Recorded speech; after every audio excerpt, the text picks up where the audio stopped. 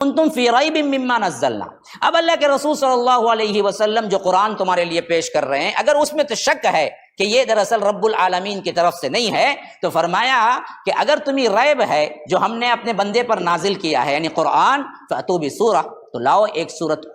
بنا کے لاؤ، اس جیسی ایک سورت بنا لاؤ، من مثلی وادعوا شہداکم من دون اللہ، اللہ کو چھوڑ کر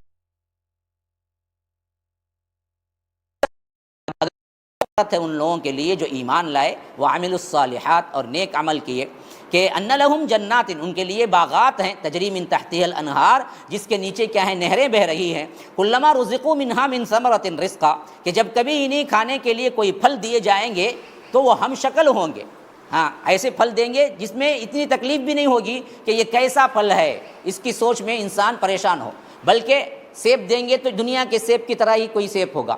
انار ہوگا تو انار بھی دنیا کے انار کی طرح ہوگا، اس واسطے کہ اتنی تکلیف بھی نہ ہو کہ اس کے اندر وہ